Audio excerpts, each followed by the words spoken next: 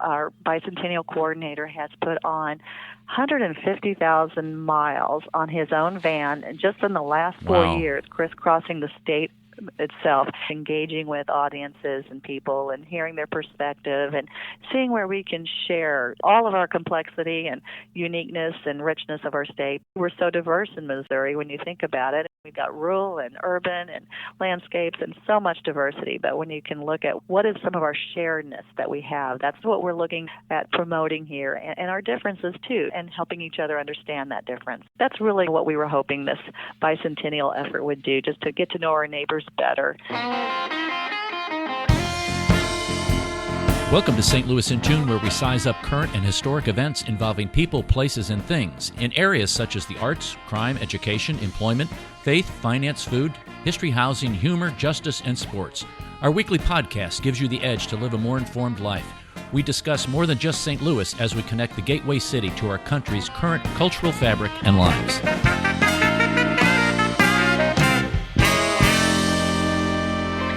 This is the bicentennial year for the state of Missouri. Beth Pike is on the line with us. She's the Senior Strategic Communications Specialist for the State Historical Society of Missouri and is in charge of Strategic Communications for Missouri 2021. Beth, welcome to St. Louis in Tune. Thank you, Arnold, and that's a mouthful, so I appreciate you getting that right. Give us an overview of Missouri 2021 for us, Beth.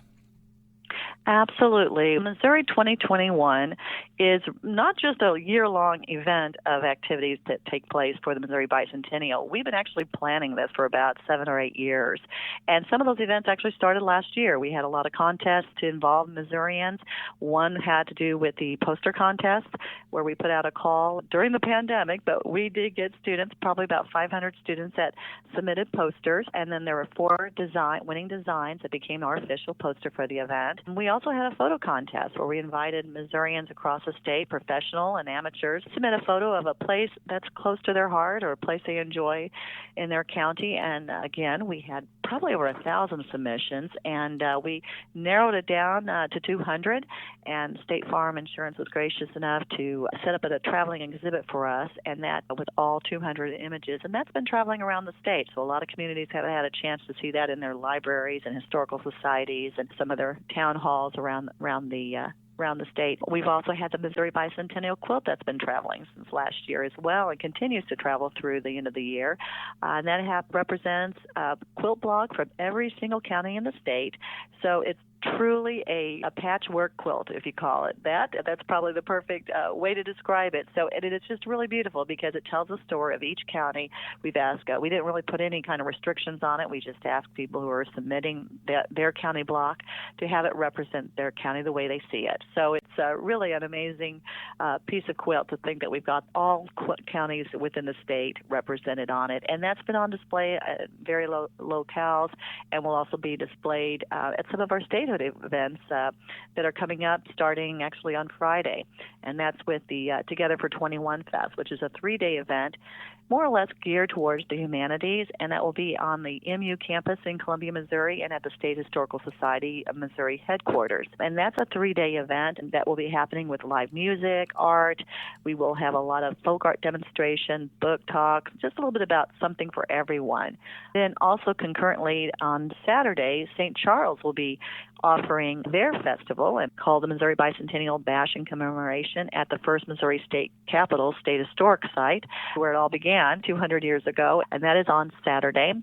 Then following up on Tuesday is Statehood Day at the Missouri State Capitol, and that will be more of the official ceremony for the Bicentennial. And then we have official ceremony that will be taking place on the south lawn of the Capitol in the morning, followed by a naturalization service inside the Capitol Rotunda, where we'll welcome new citizens to the United States and who've been here in Missouri and made that their home for the last years before they could get their citizenship. So we welcome them to become a U.S. citizen. And then that's followed by an ice cream social around the state, where we've asked communities to partake in an ice cream social any way they want to devise it in their own community.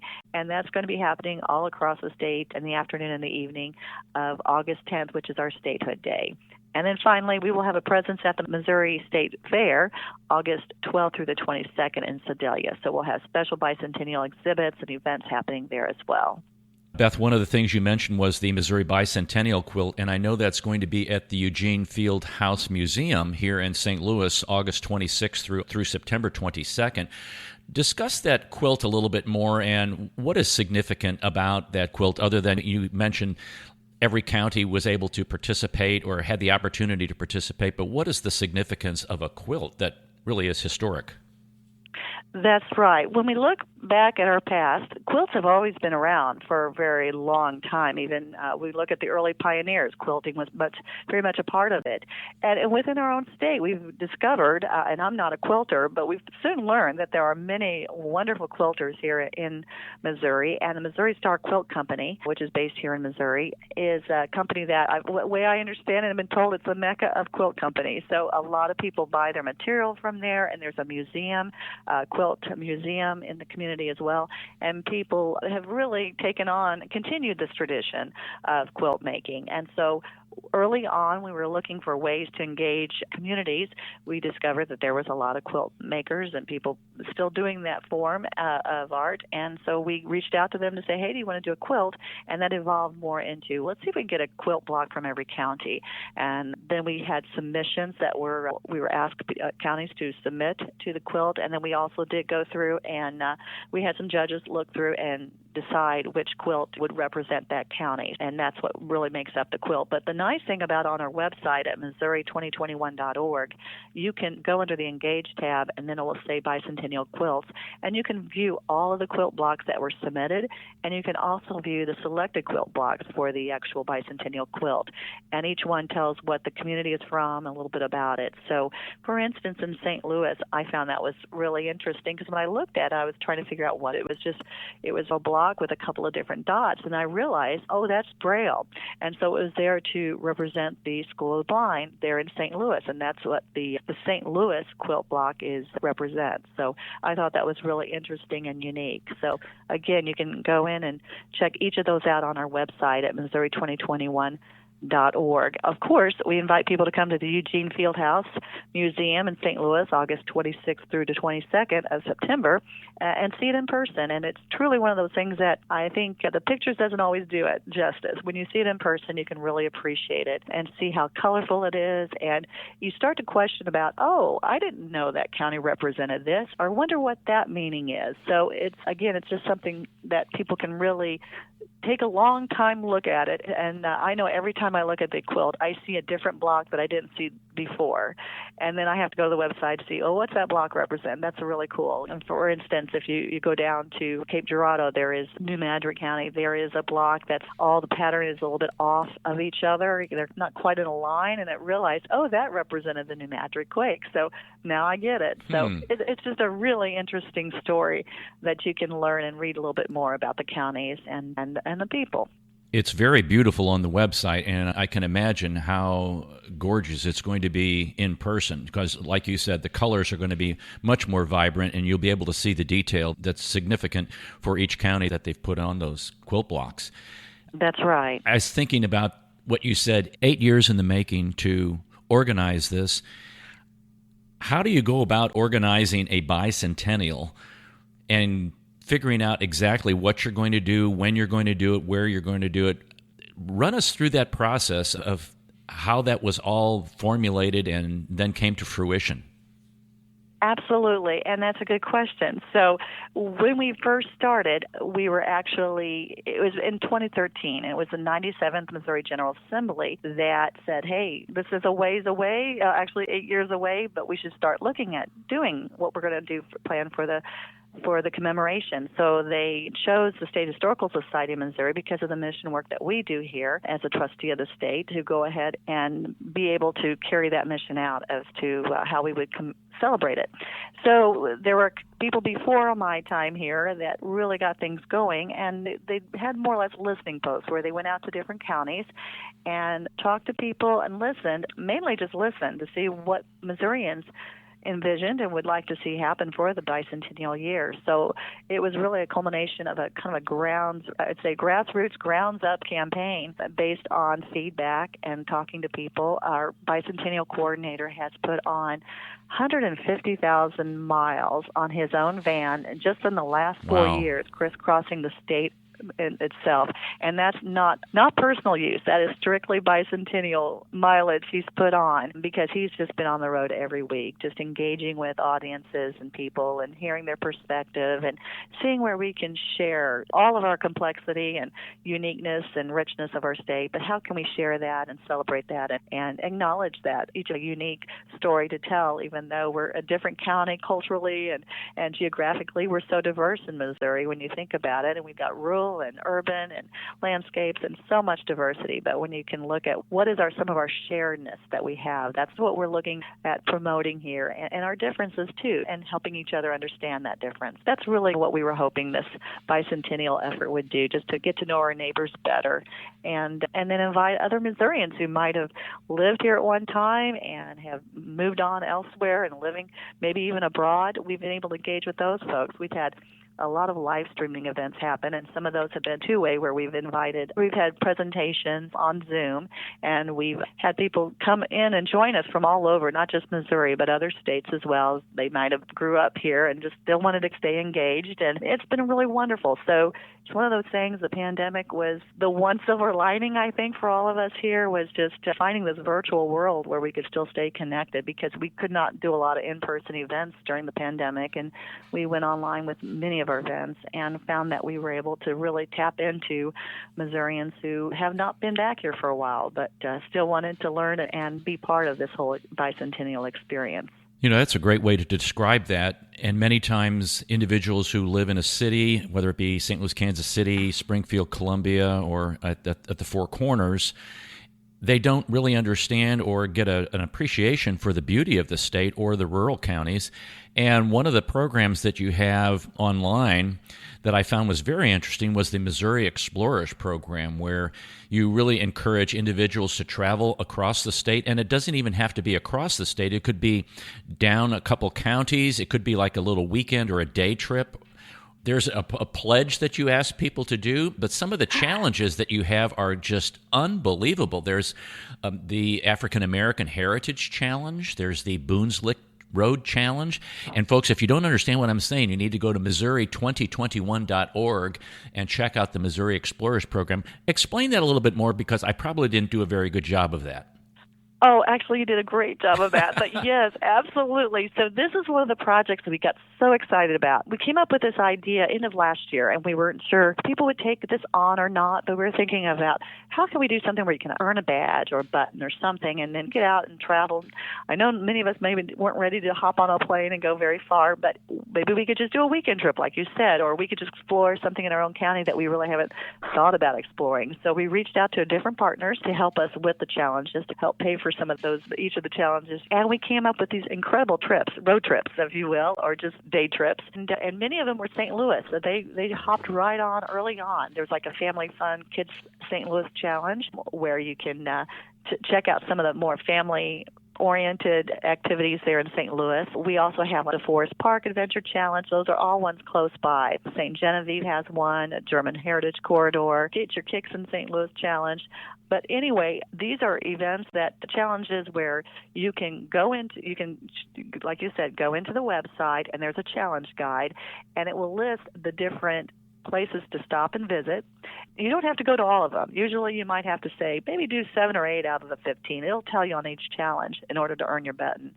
And once you go in, you figure out where you want to go and what you want to see, and you take a picture of it, take a selfie, and you upload and send that to us once you've completed your challenge, and then we'll send you a button, and you will be an official, you've completed it. So it's just been a great thing for just families, or if you're in a small pod with some friends that you've been hanging out with, to do something fun. And we've had over 1,000 people who have taken the challenge and completed it. So we feel really good about that. And our very first one was a family, father and 2 sons, that did it in St. Louis. They were the very first ones, I think, in early March to complete the challenge.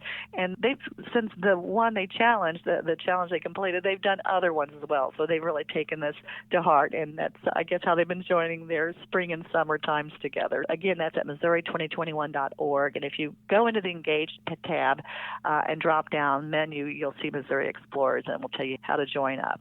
I thought that was a great engagement for families, for individuals who have a little time.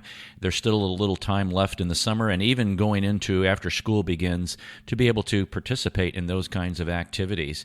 Beth, what's your favorite portion of Missouri 2021, and why does it speak to you? Good question. I've been involved in a lot of different ways within Missouri 2021. But I think one of the things that I really have enjoyed is a project that we've been doing here. It's probably because my background is in journalism, and I went to Missouri School of Journalism years ago. But we developed a project called Missouri on Mic, and we've been going out to different festivals, and these are journalism students and faculty at KBIA Radio, the NPR station, and have been going out and talking to people about what does it mean to be a Missourian, and where do you want Missouri to be in the future? What are your hopes and dreams for the state? So it's a way we can collect the here and now of what's happened to Missourians right now, and especially with the pandemic. A lot of people have had a hard time with that, and I think it's been very helpful for people just to talk, ask, how are you doing? What's going on in your life right now at this moment? So all of this will be part of a collection called Missouri On that we are storing and housing here at the State Historical Society of Missouri, which we feel that down the road will be researchers, students of tomorrow will find that maybe interesting to see what Missourians thought about during this time. And it will be in a digital archive. And then more importantly, too, with that is that this fall, and actually right now, the students have been editing the stories down to about 4-minute pieces, and they've been run on the air. So it's been a great opportunity for people to hear the voices. So not just the officials and the leaders of different communities, but just hearing the people talk about Missouri, the state, and why they're here, and what's special about this place. So that's been running pretty much since June, and it was a project we started up early in January. And like I said, we've been taking it out on the road, and we'll be at all the different festivals that we have concurrently going on, as well as the state fair. So we'll have a presence every day at the state fair from 10 to noon at Missouri on Mic. It will be in the Women's Building, which is where the Department of Natural Resources is based there, and they're letting us have a space. And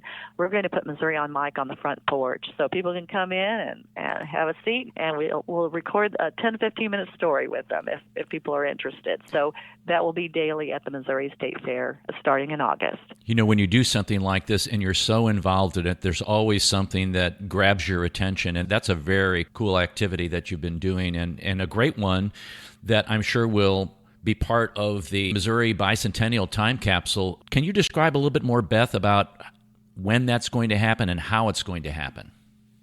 Yes, absolutely.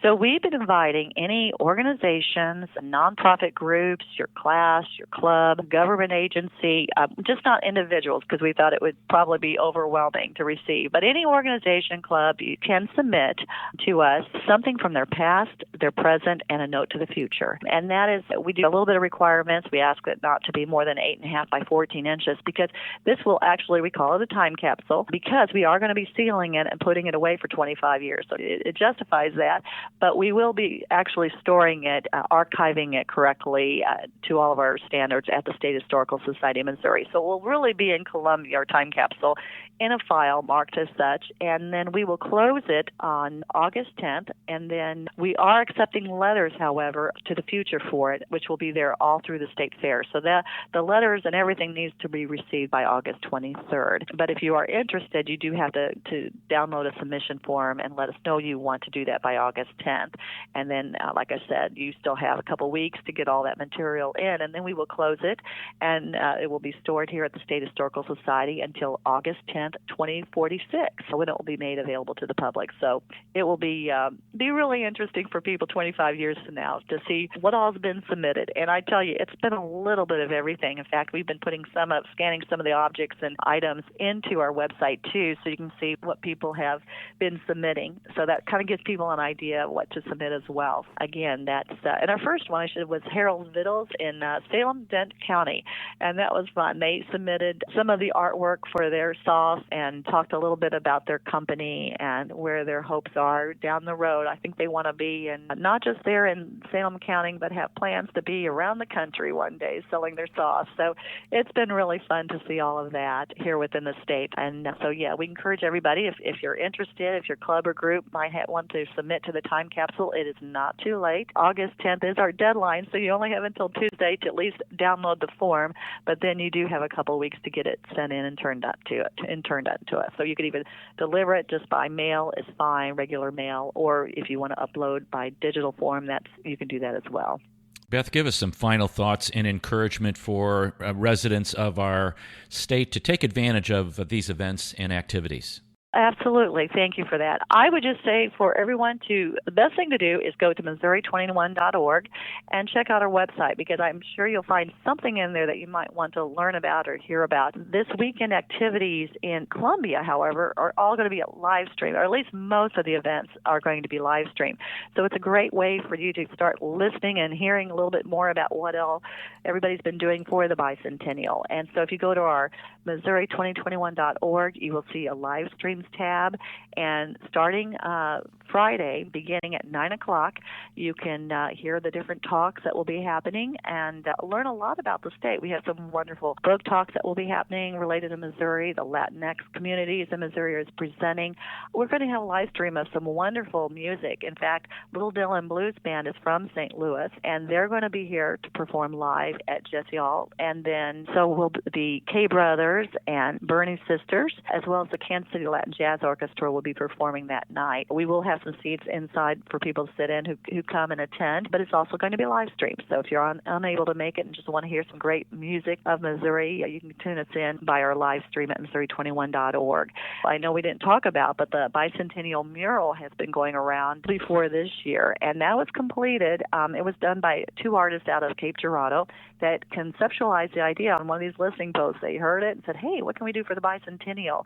And they put together these large panels representing symbols of Missouri, and they drew each symbol like a triangle. So it was almost like a paint by number.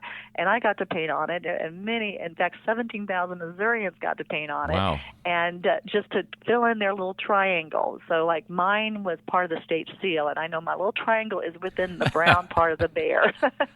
So one day it's going to be eventually put up at the Truman Building, which is the large state building in Jefferson City across from the Capitol, and that's going to have a permanent home in a public area, I believe their cafeteria area, so people can eventually see that when it gets installed. But it's been traveling around the state, and in fact it beat the World Book of Guinness records for the most number of people to paint on a single mural. So we're pretty proud of that. It's unofficial. We haven't put in the paperwork all together and received confirmation, but I think that we came close. The one that came close was 13,000, and we were well over 16,000. So we got something to brag about here. That's right, folks. Missouri2021.org. We've been talking to Beth Pike. She's in charge of strategic communications for the Missouri 2021. Beth, thanks for joining us on St. Louis in Tune. We greatly appreciate it. Thank you. We appreciate you listening to this episode of St. Louis in Tune.